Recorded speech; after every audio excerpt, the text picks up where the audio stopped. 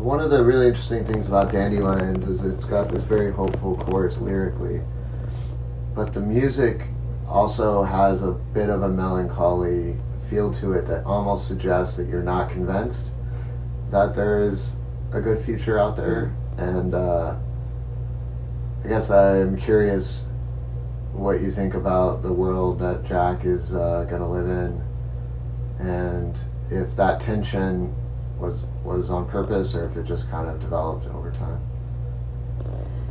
Well, we wrote Dandelions towards the end of our kind of songwriting phase for the record, and we wrote it with Shooter Jennings, who heard our music and was like a fan of the last record, which was really cool to hear his thoughts on.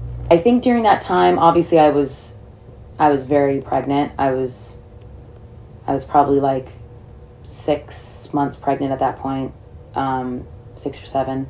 And I think I was hopeful about the world that Jack was going to be brought into. But at the same time, I was worried about all of the things that it would bring out in me as a mom.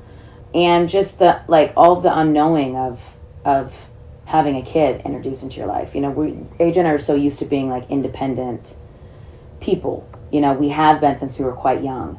And so I think the idea of bringing a kid into the mix was just very, like, it was like daunting. Yeah. I think a lot of our music kind of rides this wave between melancholy and hope. And I think hope involves a lot of melancholy. Like, hope is beautiful, but you also don't really know what you're getting into at the end of the day.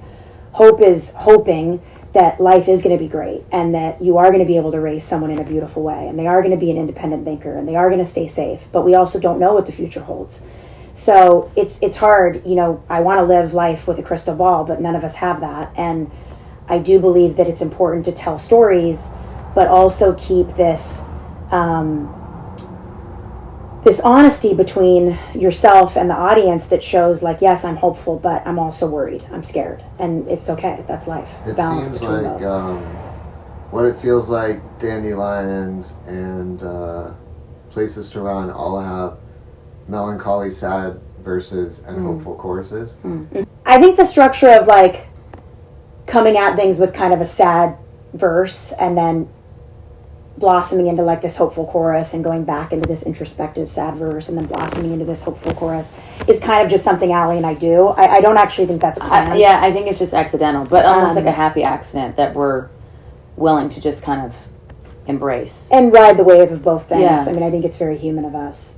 We've been told that in the past, that our music can there's be very like a juxtaposition sad, kind of between those but two hopeful things. But I think when you meet us, like, we are happy people, but if you're one of our deep, close friends and you really know the insides of our life, you know that we have had our moments where we've really struggled, whether that's as a band or personally. I think we touch on some really heavy subject matters across this record in a way that we have not done in the past.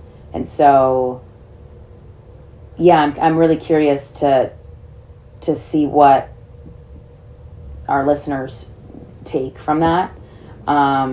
Also, I think Aly and I are the type of people that don't want to live in a state of sadness for too long, so the music is almost a mirror of that. It's like, yeah, or I'm like, also happy. But it's maybe also like a way to like psych ourselves out of that moment. So it's like, we can only be so sad and down for so long, and we have to kind of like put on the show, which is life. You know, sometimes you're kind of putting on this show for your friends and family and the world, and that's maybe not always healthy, but if you almost act out those things, you start to then get out of that bad moment.